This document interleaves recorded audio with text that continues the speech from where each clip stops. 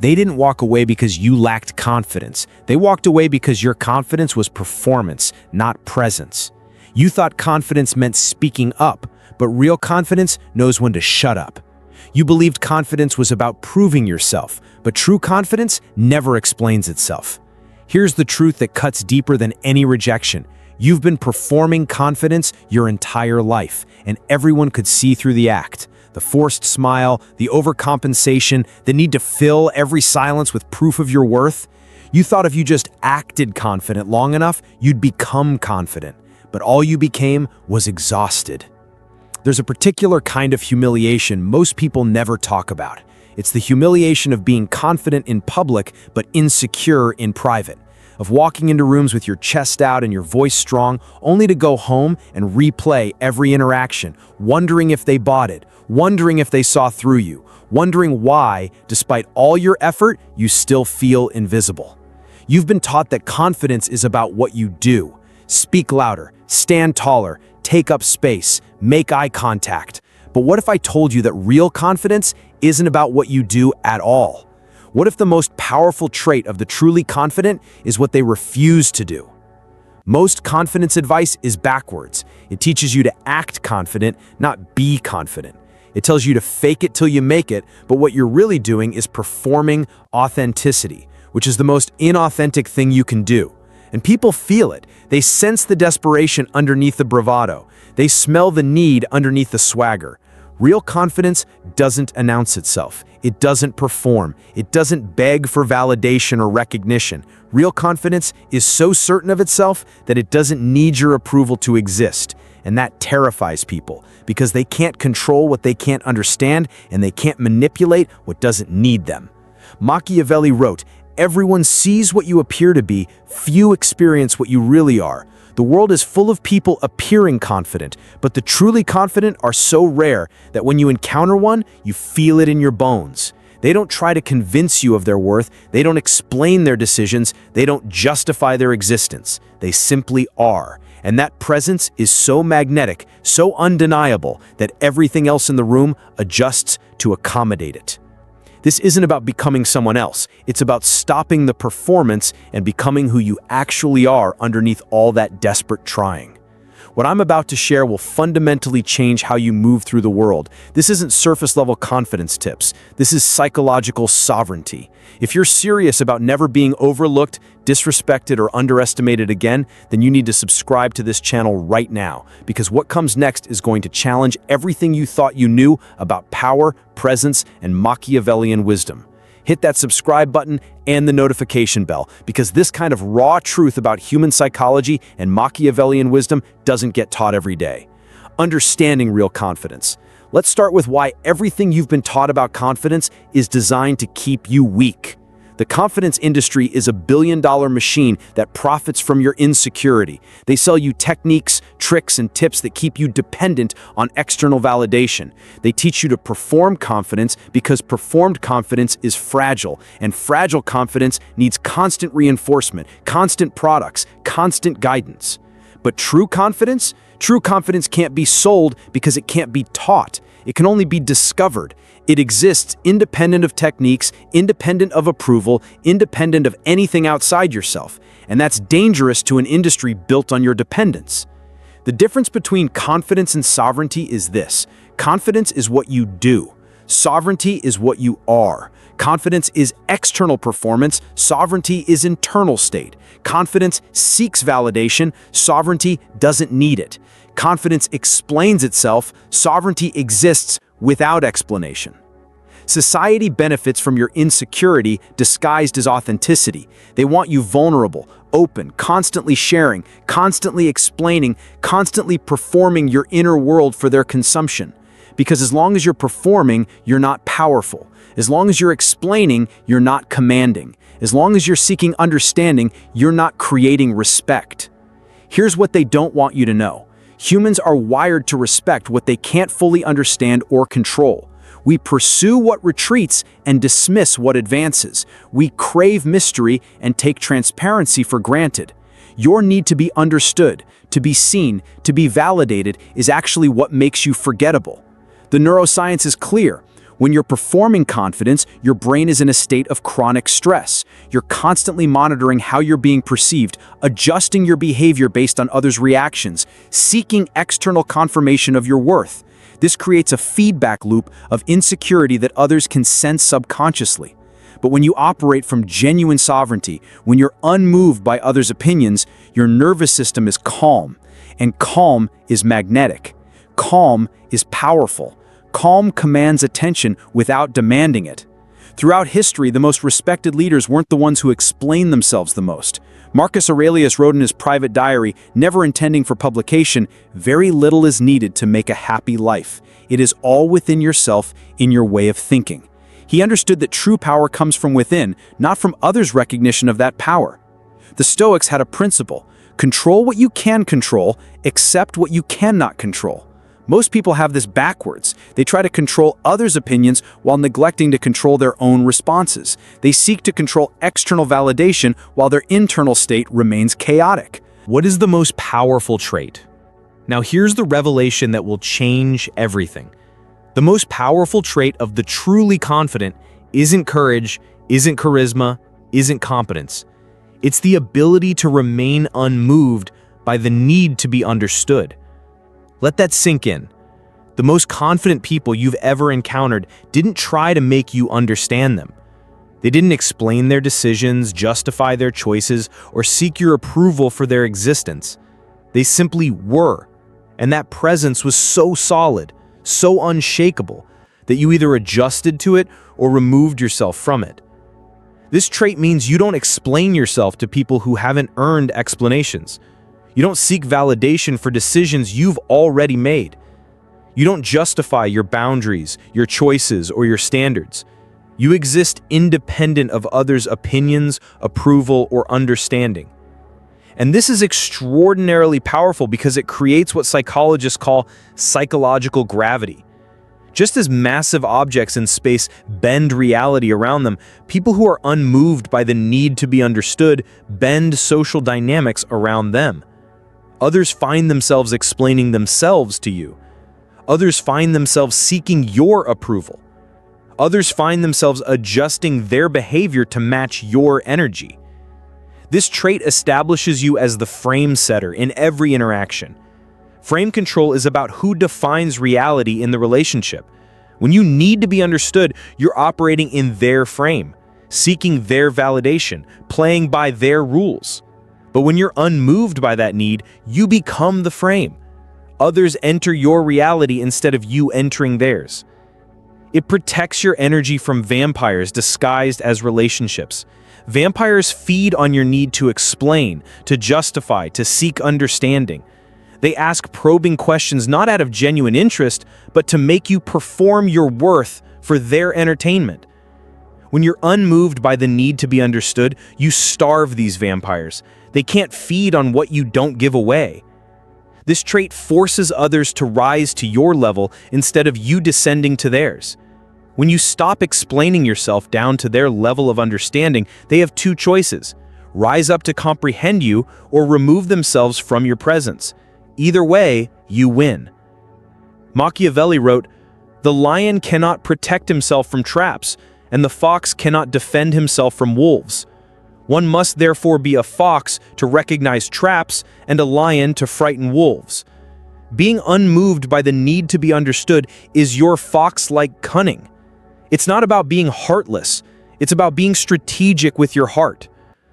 Most people fail at confidence because they confuse being understood with being respected. They think if they just explain themselves well enough, clearly enough, vulnerable enough, others will finally see their worth.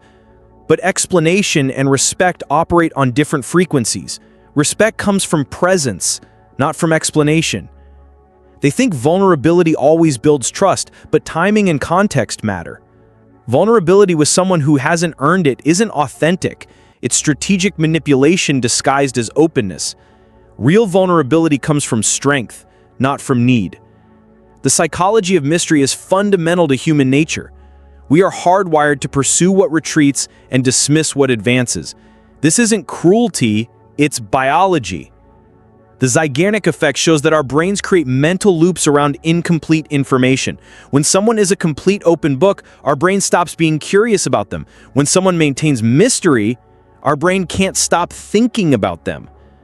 Predictability kills attraction and respect. When people can predict your responses, your emotions, your decisions, they feel in control of you. And what we can control, we don't respect. It's like knowing the ending of a movie. Once the mystery is gone, so is the engagement. Think about the energy economics of explanation. Every justification you give away is leverage you lose. Every time you explain your decisions, you're implicitly asking for permission. Every time you seek understanding, you're placing your worth in someone else's hands. Your need to be understood becomes their tool of control. They've learned that by withholding understanding, by acting confused, by demanding explanations, they can make you dance. They can make you perform. They can make you shrink yourself down to their level of comprehension. But the moment you stop needing their approval is the moment they start needing yours. It's a complete power reversal. Suddenly, they're the ones explaining themselves to you. They're the ones seeking your approval. They're the ones wondering what you think. Look around you. The boss who never explains decisions but everyone follows. They don't justify their choices to their employees. They make decisions and expect others to adapt. And they do because that certainty is magnetic.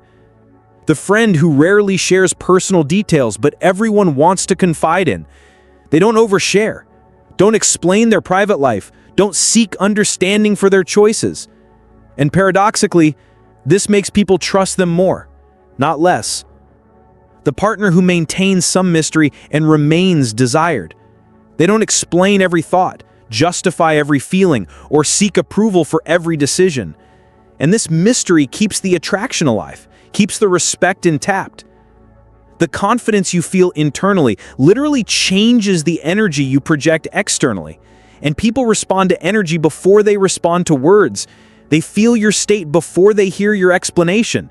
And if your state is needy, no amount of explanation will create respect. The dark side of seeking understanding. But there's a dark side to seeking understanding that nobody talks about. Your need to be understood becomes your prison. You find yourself constantly translating your experiences, your decisions, your feelings into terms others can accept. You lose touch with your own inner voice because you're so focused on making others hear it. The exhaustion is real. Constantly explaining yourself, justifying your choices, seeking approval for your existence. It's mentally and emotionally draining. You're giving away your energy to people who haven't earned it, performing your worth for audiences who don't appreciate it. Over-explanation breeds contempt, not connection. When you explain too much, people start to see you as uncertain, insecure, seeking validation. They begin to question the very things you're trying to make them understand. Your explanations become evidence of your insecurity rather than proof of your worth. People use your need to be understood against you. They've learned that "help me understand" is a psychological weapon. It's not genuine curiosity. It's a way to make you perform, to make you dance, to make you smaller. When you're unmoved by this need, you disarm this weapon. The phrase "help me understand" becomes meaningless when you're not driven by the need to be understood. You can simply respond, "You don't need to understand. You just need to respect it." And that response changes everything. It establishes that understanding is optional, but respect is required. In relationships, constantly explaining yourself destroys attraction. Mystery and intrigue are aphrodisiacs. When your partner knows every thought in your head, can predict every response, can manipulate every emotion, the mystery dies, and with it, the magnetic pole that brought you together. Friends lose respect when you justify every decision to them. They begin to see you as someone who doesn't trust their own judgment, someone who needs external validation to feel confident in their choices. They start treating you like someone whose opinion doesn't matter because you've shown them it doesn't matter to you either. Family members use your explanations to control your choices. They learn that by questioning your decisions, by acting confused or hurt, they can make you reconsider. They can make you doubt yourself. They can make you choose their comfort over your authentic path. Mastering the trait. Now, let's talk about mastering this trait practically. Start small. Don't explain your food choices, your schedule preferences, your personal decisions that don't affect others. Practice the phrase, "because I decided to." Let it be a complete sentence. Let it hang in the air without further explanation. When someone asks why you chose that restaurant, that movie, that route home, simply say, "because I wanted to." Don't elaborate. Don't justify. Don't seek their approval for your preference. Let them sit with your choice without understanding it. Practice letting awkward silences exist. When you make a statement and someone looks at you expectantly, waiting for more explanation, just smile and say nothing. Let them fill the silence if they need to. Your comfort with silence will make them uncomfortable with their need for explanation. As you get more comfortable, stop defending your boundaries. Don't explain why you don't lend money, don't work late, don't attend certain events. Simply state your position and let it stand. "I don't do that" is a complete sentence. It needs no further explanation. End conversations when people push for explanations you don't want to give. You don't owe anyone access to your decision-making process. You don't owe anyone a justification for your choices. When someone keeps pushing for explanations, simply say, "I've said what I'm going to say about that," and change the subject or walk away. Let people misinterpret your motives, your decisions, your character. Resist the urge to correct them. Let them be wrong. Your need to be accurately understood is what gives others power over you. At the highest level, make major life decisions without seeking approval or understanding from others. Choose your career, your relationships, your lifestyle based on your inner compass. Don't seek validation from family, friends, or society. Don't explain your choices to people who aren't living your life. Allow relationships to end rather than explain your way back into them. When someone decides they don't understand you and uses that as a reason to withdraw, let them go. Don't chase them with explanations. Don't try to make them see your perspective. Let their inability to understand you be their problem, not yours. Become comfortable with being misunderstood by the majority. Most people won't understand your choices when you start living from this place of sovereignty. They'll call you arrogant, cold, difficult. Let them. Their need to understand and control you is their limitation, not your problem. But be careful of common pitfalls. Don't confuse being mysterious with being absent. Mystery is selective revelation, not complete withdrawal. You're not becoming invisible, you're becoming selectively visible to those who've earned access to your inner world. Don't use silence as punishment. Use it as protection. There's a difference between withholding communication to hurt someone and maintaining boundaries to protect your energy. The intention behind your silence matters. Don't become cold, become calm and unreachable. Coldness is a reaction to pain. Calmness is mastery over pain. You're not shutting down your emotions, you're choosing who gets access to them. When people call you arrogant or cold, don't explain that you're not. Don't justify your behavior. Don't seek to correct their misunderstanding. Simply respond with, "I'm sorry you feel that way," and move on. Their opinion of your character is not your responsibility to manage. You can maintain relationships while maintaining boundaries. The key is consistency.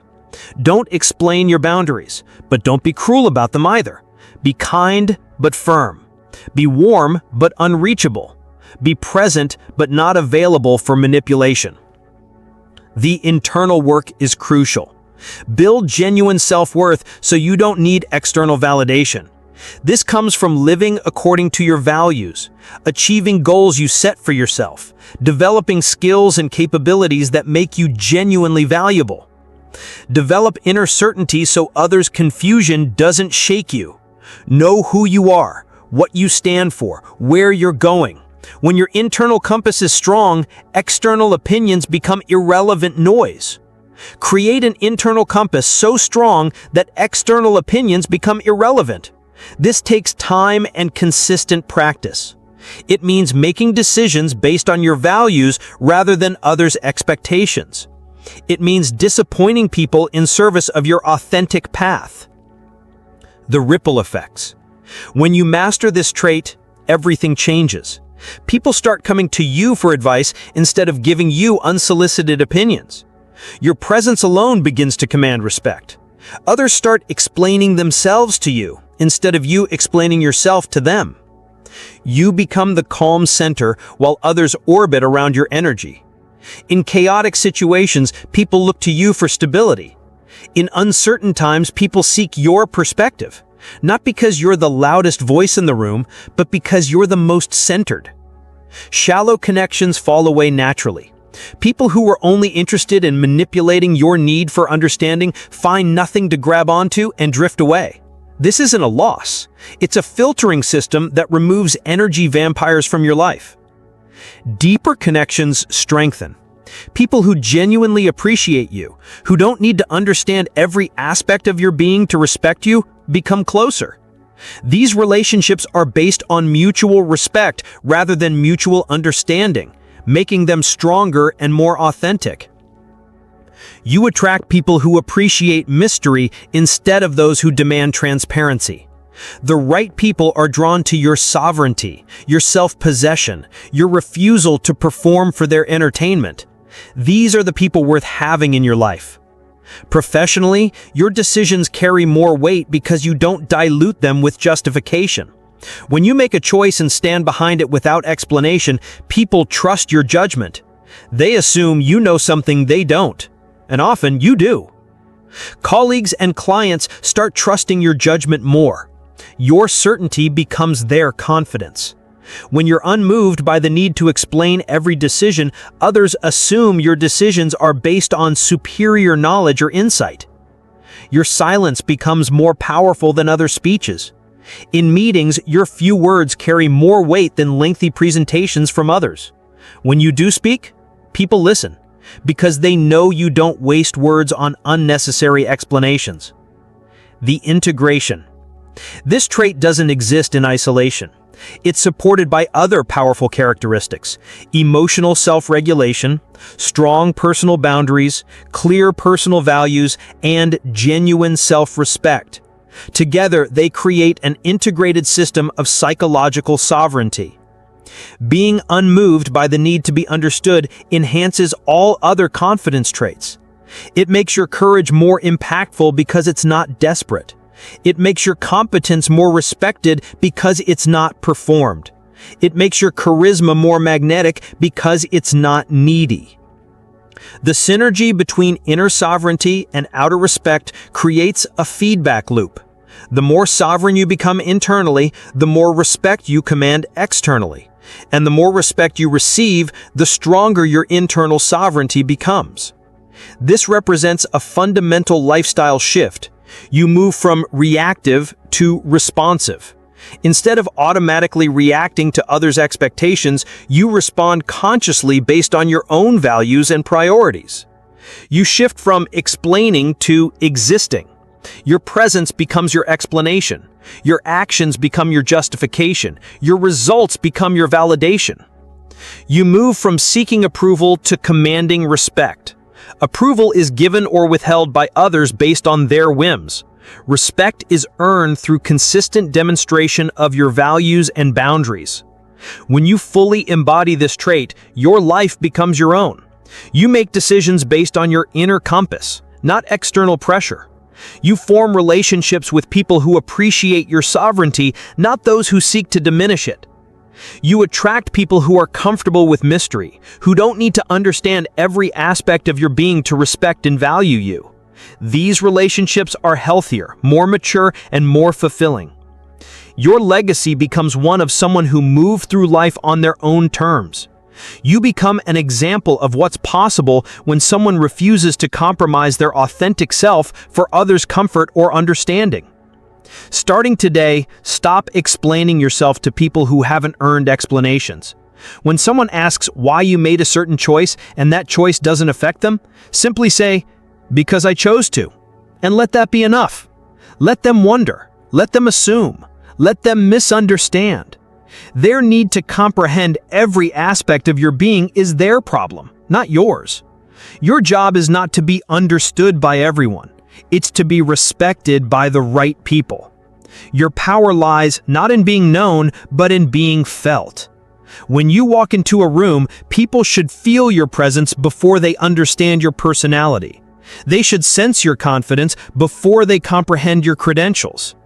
This isn't about becoming cold or distant, it's about becoming sovereign, the ultimate ruler of your own kingdom of self.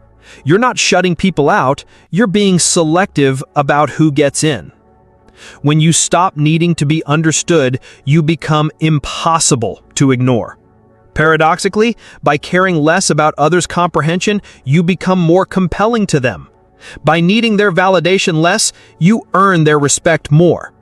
If this message hits something deep inside you, show your support through